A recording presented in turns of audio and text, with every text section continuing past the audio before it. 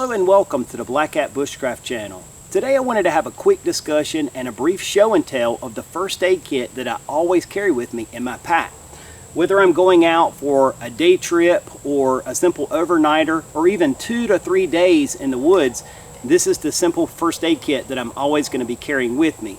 Now, I have designed this first aid kit myself and put items in there to address conditions or injuries that I have personally experienced in my time in the woods. So this is a custom kit and it contains the items that I think I'm most likely to need. It's also important to understand that many of the other items that I carry in my kit for other purposes can be adapted or improvised into items for first aid. So while this is the first aid kit that I'm carrying with specific first aid supplies, many other items that I carry in my kit can be used in the case that I need them for first aid purposes. Whether we're talking about my cotton bandana or a piece of cotton cloth, how many purposes can we think of to use this in a first aid scenario? I got cut severely, I need to apply pressure, so I use this in the case of a bandage or a compress. I can use it, trim off a little piece, use it in conjunction with duct tape to make bandages, can use it to make a sling. So you can see that while this is not carried expressly for first aid, it can be used in many ways for the purpose of first aid. Another example is your water bottle. This can become a cold pack. If I fill it with cold water, now I can use it on a bump or a bruise to help with swelling. If I heat it up or put warm water in it, now I can use it as a heat bottle. You know, maybe I have a sore back or something like that. Now I put this on it just to help ease the pain with that. Obviously, if I have disinfected or purified water in this bottle, I can pour it from a height to help irrigate a wound, just to clean it out. So that's two examples there, my water bottle and just a cotton bandana or cotton material clothing, whatever I'm carrying in my kit. Those can quickly become really effective first aid devices when needed. And there's many other things that I carry, such as duct tape. You know, how many ways can we think of duct tape for first aid? You can use it to close a wound, you can use it to create a bandage or just a cover for a blister. Again, we could go on and on with that. So understand that many of the other items in my kit can be used for first aid, and just for the purpose of first aid, I have the minimal items that I think I'm most likely to need. So let's open up this kit and I'll show you what I carry. I always keep this kit secure by putting 2 Ranger bands around the lid just to ensure that this doesn't come open in my pack and allow dirt or other things to get into my kit or to lose items that might be important. These are just simple cuts off of a bicycle inner tube. Now, the first part of this kit obviously is this metal tin, and this is a hinged lid tin, and it's a bit bigger than an average Altoids tin. So in the case of survival, this lends itself to become a char tin, or it could be used, the inside of the lid is pretty reflective, it could be used as a signaling device, and I'm sure you could come up with other items, such as cutting a piece out of the tin if you wanted to create arrowheads or other tools in a worst case scenario. But anyway, the tin itself is an item that we can use to improvise for other purposes. Alright, so you can see all the items for my first aid tin here laid out. And I'm not going to go into a whole lot of detail about use of these items, but rather just show you the items that I have in my kit.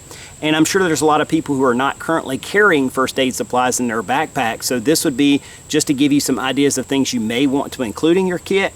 And I'm sure there'll be a lot of people that watch this that carry much more extensive first aid kits than this, which I don't dispute in any way, but this is just what has worked for me over time. Just to go through the items very quickly, the first thing I have here is some Advil. And I actually have a couple of packs of that in the tin. I just laid this one out for demonstration purposes. I always carry some ibuprofen. It's good for anti-inflammatory. Sometimes when you work hard during the day, you lay down at night, your back's hurting, you just can't get comfortable. You take a couple of Advil and it helps you get a better night's sleep. Obviously, again, it can be used as an anti-inflammatory, being a non-steroidal anti-inflammatory drug. So that's something I would recommend. Other options might be naproxen sodium, and for pain, obviously Tylenol would be another option to carry. One of the most important pills, I think, to carry in your kit would be something to address diarrhea, which contributes to dehydration. In this case, this is just a couple of Imodium AD, which loperamide, I believe I'm pronouncing correctly, is the drug, and you can buy a generic version of that. And I always recommend to people to carry something in a woodland environment to address the condition of diarrhea, because it's a distinct possibility and something that can really get you in trouble fast if you're well off the beaten path. So something to address diarrhea I think is very important. Another one that I think is very important is some type of antihistamine, in this case diphenhydramine. Obviously, Benadryl comes to mind. This is a generic, and here's another one that came in the first aid kit, which is Histoprin. But anyway, an antihistamine can be used for a lot of different purposes. Obviously, it's an allergy type medicine, but if you had an allergic reaction to something, it would be important to have this, that you could take it and suppress that issue so that it doesn't become as severe, and then of course immediately get out of the woods and get to medical help if it's a severe reaction. I have a couple little gauze pads here which could be used to place over a wound. This really could be discarded, but it came in the box, so I've just left it in there.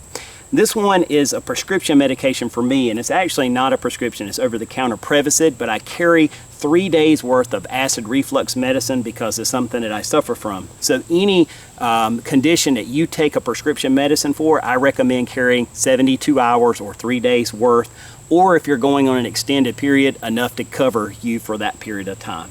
So this one is just a sting relief pad. So let's say that you got stung by a bee, or you know, for me, in the case of getting an ant bite, I tend to have a kind of bad reaction to that. It creates a lot of burning and itching and so forth. So it's just something quick that I can use for that. Obviously, there are wild medicinal plants such as plantain, which I can use, but if I don't have it right there at my feet, this is something that I can grab and just use quickly. Antiseptic wipes. I have several more of these in there. So in the case that you're in the woods, you're dirty, and you get a cut or something like that, and you're concerned about infection, this is something you can wipe that down with right away. I think it's a good idea. It's not totally necessary, but I think it's safe, and I think it's a good idea to have those antiseptic type wipes. This one is a blood clot, and this is something I've never had to use, and I thank the Lord for that, and I hope I never do, but I do have this in there, something to help, such as a quick clot. This one is Celox, obviously, but if I got a severe cut and was bleeding bad and couldn't get that bleeding under control, that's something that I could use. I have a couple of just basic, actually 4 basic Band-Aids. You nick your finger, something like that, and you just want to keep dirt and grime out of that cut, it's nice to have these. Obviously, you could use Gorilla Tape and cotton cloth to improvise the same thing if you needed to, but it's nice and convenient just to have those, and they don't weigh anything, and they take up very little space in the kit. These are butterfly bandages, so in the case that you had a severe cut, this is something, instead of trying to stitch yourself up, which I do not advocate unless you have, you know, extensive training to do that. I'm a certified wilderness first responder, certified in wilderness first aid. I would not attempt to stitch myself up unless it was an absolute necessity. I just use these, get out of the woods, get to the doctor, and get medical help. But these things are good for pulling a wound back together. Triple antibiotic ointment, again, one of those things you really don't have to have, but it's just, it weighs nothing, and if I get cut and I'm concerned about infection, it's something that I can put up there. Here I have a safety pin, so let's say I needed to, you know, tie a bandage or something like that around me. It'd just be a quick closure. You can probably come up with 101 purposes for a safety pin outside of first aid, so it's just there in my kit. A small razor blade, again, something I hope I'd never have to use, but if I did, you know, need to make a small incision, this would be something that I could easily do that with. Again, it's something I've never really had to use, but it's just there in case. It's also a secondary cutting tool in the case that I lost my primary. And I would hate to have to rely on that, but it's something that I actually have to use. And then I have a couple of sail needles. So this is the smaller, and I have a larger one still in the box. But if I needed to pick out some splinters or something like that, it's nice to have this for that purpose. And in the case that I tear up my clothes or my gear, that's a way that I can sew it back. So several items in the first aid kit can be used for other purposes. For instance, you could use those gauze pads as emergency tinder if you needed to, or even the Ranger bands that hold the kit closed. Those could be used. They burn very well, actually. So again, you can see that while my kit is multifunctional and can be used to improvise for first aid purposes, some of the items that are in my first aid kit could be used to help improvise for survival purposes. So it's nice to understand how these things are interchangeable. So as a student and an instructor of the Pathfinder system under Dave Canterbury, I obviously subscribe to the concept of carrying the 10 C's.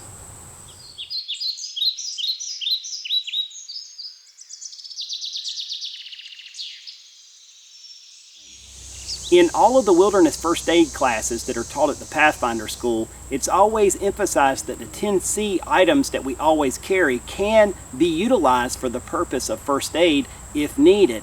And it's very important to understand that concept, that other items that you're not carrying expressly for first aid can be utilized for that purpose if the need arises. And that's a much more broad topic and concept than I can address in this single video. Maybe it's something to think about for a video series coming up in the future. But it's a mindset, and once you start to think like that, you start to look at your gear and analyze it and think, how could I use this for first aid purposes? For instance, one of the things that we were taught was to use your baco or your folding saw as a splint. Most of the time you wouldn't think of that, but when you start looking at how you can improvise with your gear, now you start to see a lot more purpose in each of those 10C items or other items outside of the 10Cs that you might choose to carry. So just to kind of bring that up, that is the mindset behind why I carry what I carry and why I don't carry a lot of the things that I don't carry, because other items I'm already carrying can be used to improvise if the need should arise. Alright, so I'd like to thank you guys for taking the time to tune in for this quick look at my minimal first aid kit. Just keep in mind that I'm not at all trying to tell people what they should or shouldn't carry in the woods, but rather just sharing the things that I have found that work for me. I like carrying this minimal first aid kit as I just don't feel it's necessary to carry a whole lot more than that most of the time for myself. If I'm teaching a youth group or I have additional people out with me that maybe have less experience than myself, then I absolutely will beef up that kit and carry something that's more substantial. But for just myself, I feel confident in carrying this minimal kit and knowing that the other items in my pack can be used to help me if the need arises. Again, carry the items that work for you. If you think you need a larger first aid kit or you have minimal training or experience, carry those items that make you comfortable. You don't have to carry a minimal kit just because that's what works for me. So again, personal preference there. I'd like to thank you guys for your time and interest. I look forward to talking to you with another video just as soon as possible. And until the next one, take care and God bless.